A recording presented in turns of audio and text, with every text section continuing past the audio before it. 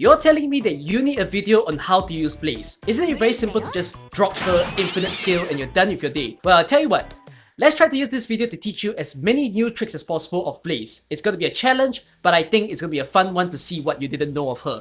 Let's go. Let's quickly get through the basics of Blaze. Blaze is a Centurion, an AoE damage dealer that only does physical damage. This means that it's important to put her in the role that she's best at, that is to deal with enemies with low defense. The maximum defense that she should be dealing against would be A defense, but even that might take quite some time for enemies to be mowed down. So it's best that you only handle up to B defense and below. Now, in a stage like this, where you see enemies on the bottom left all being low in defense, that is a very good position for Blaze to be in. While the cars that are spawning on the top right, those have high defense but low resistance, which is why I'm using Ebon Halls to one-shot them whenever they pass by. Blaze skill 2 gives her increased range and increased attack, so that's wonderful against the boys over there that have B+ defense, a good amount of health, but because they walk so slowly, it utilizes her far range such that they won't be able to reach into a tile and be blocked by her in time, getting killed before they can even do much damage. This is a good example of splitting the lanes according to the enemies. If we look at this next stage, I've placed Blaze in the lane to handle the Gates and the Hibernators who are all low in defense. Inus is being used in the early part to support Blaze by binding the Gates, making sure they don't run away and that Blaze is able to kill them. Later on, when Blaze skill is activated, she's able to use the extra tile, giving her more time to kill the Gates, ensuring that they don't even run past her, not requiring inner support at all. Then there is a part where there is a huge wave coming in, the Gates and the Hibernators all together. I use Inus's bind in order to trap any of them that's running away, so Blaze is able to use her AoE skill to get rid of them, and then even the Hibernators can be easily killed by her. Do take note that at this point, Blaze HP actually falls very low and it snaps back up again and it stops at 50% HP. The reason for that is her talent. Her talent will increase her HP by 50% once it falls below 25%. Then, at this point, she has an immunity for 6 seconds. It prevents her HP from falling below 50%. This means that at this moment when all the Hibernators came in, I actually didn't require any sort of healing. Instead, Blaze healed herself, stopped her HP from falling, and is able to deal with the lane entirely on her own. That is how impressive she can be, even for a unit today. Not many units in the game have some kind of immunity ability, so this is something that a year 1 unit actually has. There can be quite a few creative ways to use immunity, and in a stage like H84, where in the past there was no Wizardel and logos, in order to block a lane, a lot of people have the idea of using Nightingale's Cage, or if not Surtur. But if you want to, you could have used Blaze as well, where you place her in the range of the fireball, and then once she has the immunity, she's able to tank a few of the fireballs, and then kill herself afterwards once a certain fireball hits her after the immunity. That is a way in order to deal with the stage back then. A very early beginner's mistake is to use Blaze just like any other unit, that is, you place her in a very fixed direction, expecting her to only deal with one lane. But her specialty is to not do that. Instead, she can handle multiple lanes at a time, especially with the increased range. So in this stage that you see over here, I've placed Blaze facing upwards in order to deal with her own lane as well as the lane on top, using her AoE ability to deal with any of the enemies.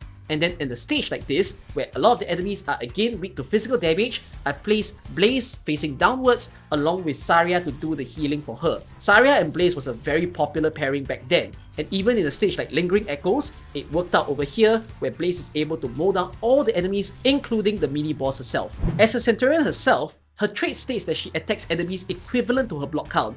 So if her block count increases or decreases, the number of enemies she can hit also changes. This works very well in a stage like this in chapter 10, where the slugs increases her block count. You can see how even though she's blocking so many people at once, she's actually mowing every single one of them down.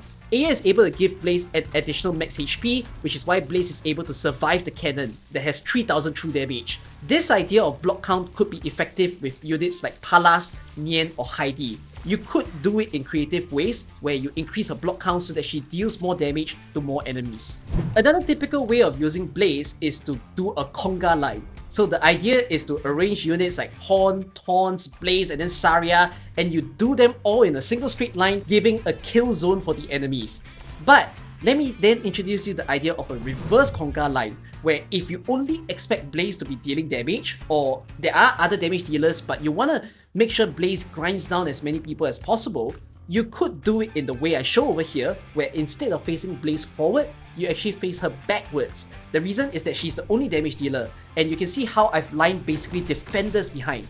If I face Blaze forward, The issue is she's only able to block or attack the enemies that's in her tile. But by facing her backwards, the enemies that is on the defender behind, and then the next one, and even the final one will all be able to receive damage. Again, it is according to her block count, so she's only able to deal damage to 3 people at once, but it is a slow process. Eventually, she's able to deal with it and kill all the enemies that are being blocked by the defenders.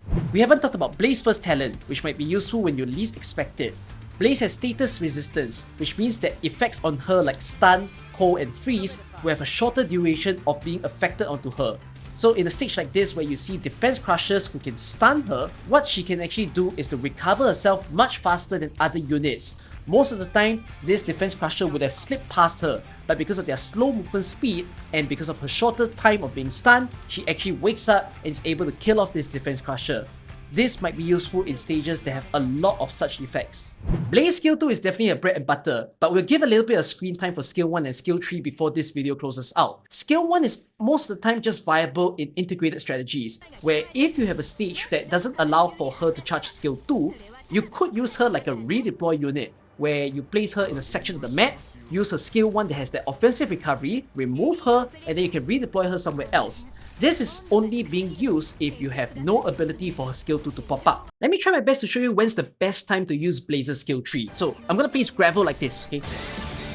Okay, so I'm gonna place Blaze over here, facing backwards. And the reason for that is that this stage spawns a lot of blocks. So we wanna make sure that Blaze can catch them before they leap past her range. So in any case, you see those blocks? Yes, wonderful placement for Blaze. Blaze skill 3 has something specific. It states, upon skill activation, attack and defense gradually increases by 60% and slices all enemies in front of the unit. So that's a true AoE skill, kind of like Hoshiguma's skill 3. When the skill ends, the unit loses 25% HP, I don't know why, but she just does, and deals 340% attack as physical damage to all surrounding enemies. So it's like a physical damage bomb. So let's see it being used over here. You see this big boy? He's gonna spawn a lot of blocks. So we need to just make sure that Blaze is able to grind them all down. You see that guy that causes camouflage? We're gonna do some little bit of cheating.